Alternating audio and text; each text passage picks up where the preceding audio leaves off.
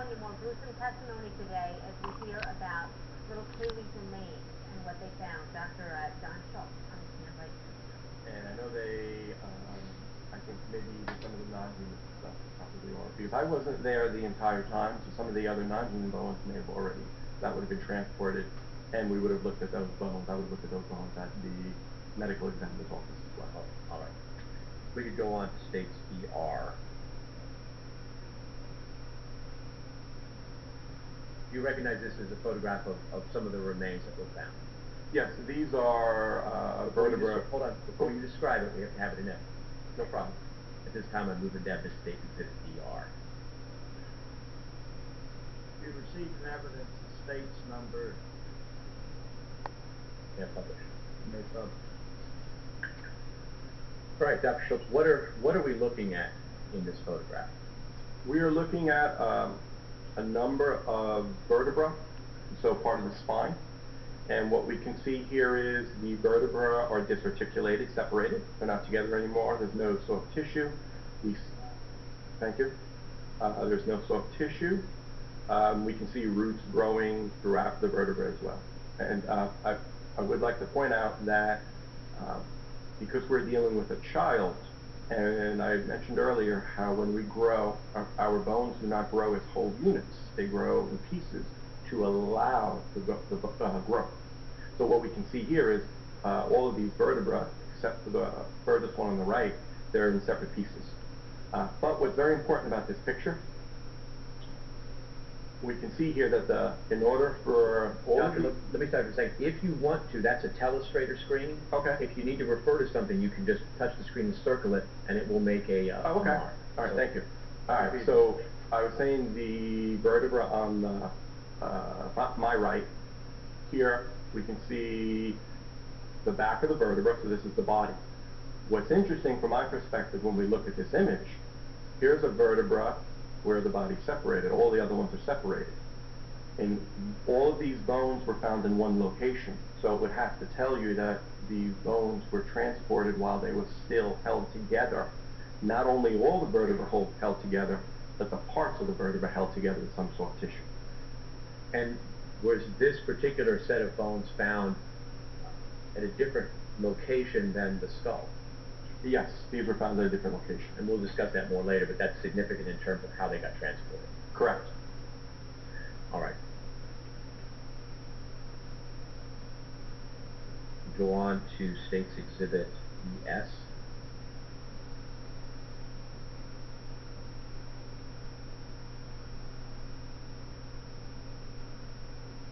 Oh, I'm sorry.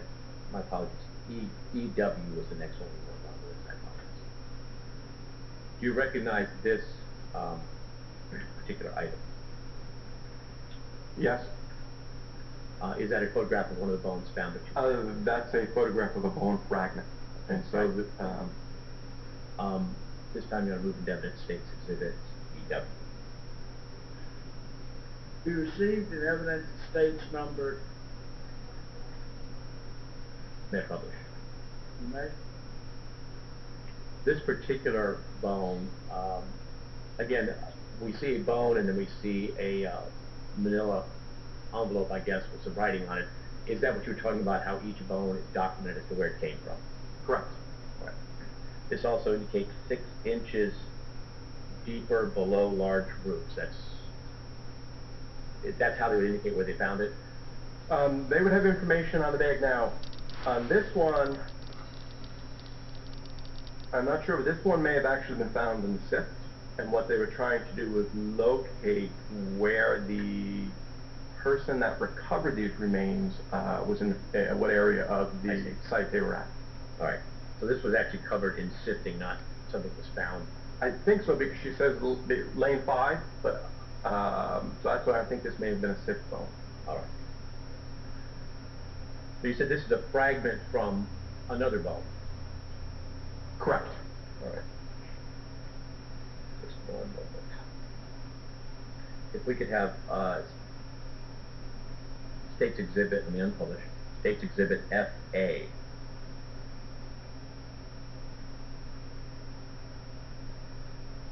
Now, let me clear the annotation. Do you recognize this as a photograph of two of the bones that were found in the in this case.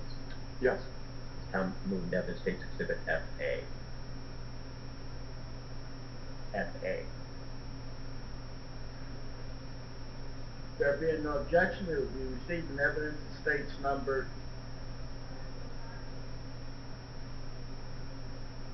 Yeah, publish. You may publish.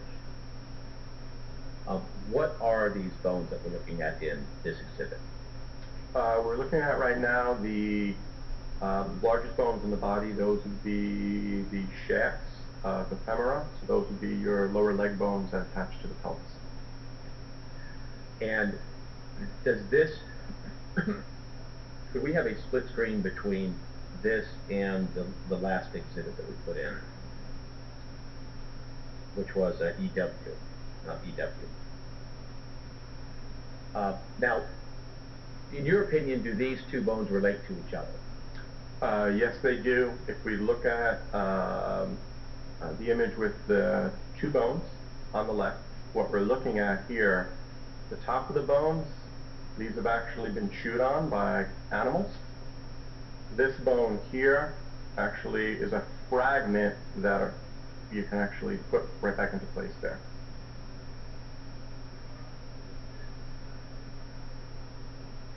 Okay? I'll publish this while we're doing that.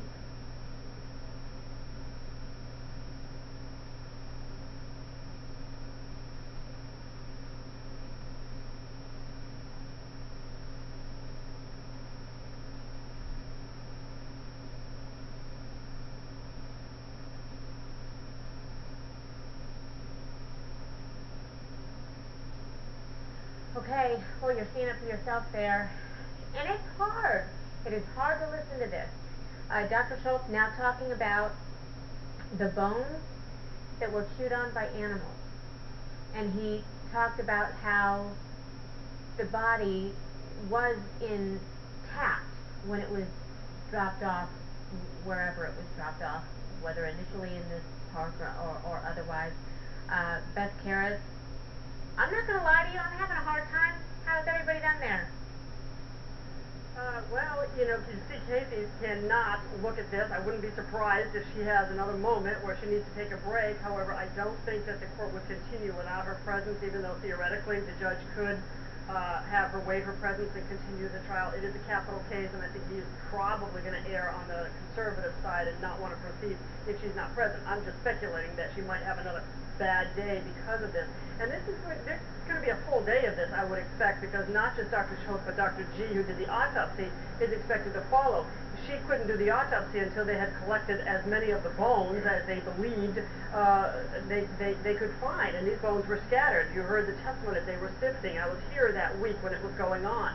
I was here when the remains were found up until the time Dr. G held her press conference and Roy Kronk held his press conference regarding, finding the remains and the identity of little CALYEE.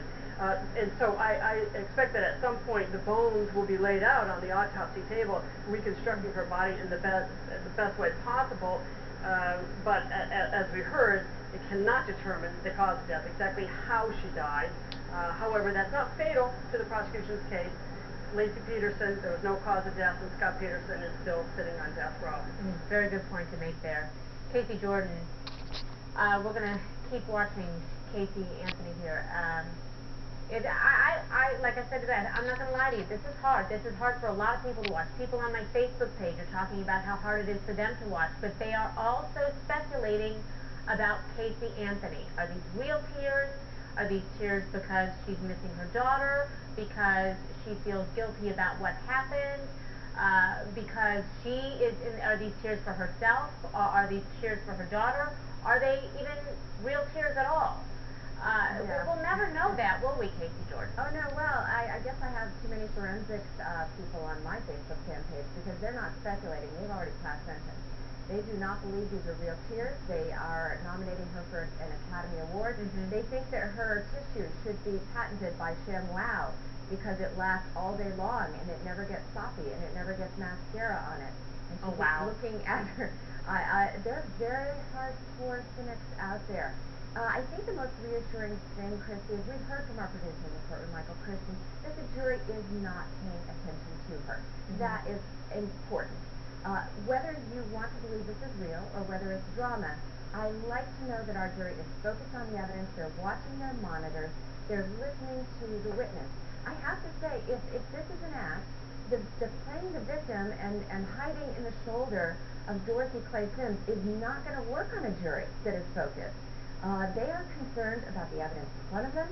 They are being constantly reminded that these are the remains of a 2.5-year-old child, and I don't think they are feeling the least bit sorry for Casey at this moment, even though Casey is, of course, Casey's mother. I think she would do well to sit up straight, look forward, and try to be as stoic as she can at this point. Whether an act or whether really overcome by emotion, most people out there that I'm listening to think that the tears, if they're real, are for Casey and not CALYEE. Yeah, well, people are saying that on my page too. but I'm getting that as well, believe me. There's plenty of that. There's not a loss for that on my HLN page as well. But I wanted to, or on my Facebook page as well, Mike Brooks. So we want to look at a couple of things here. First, Dorothy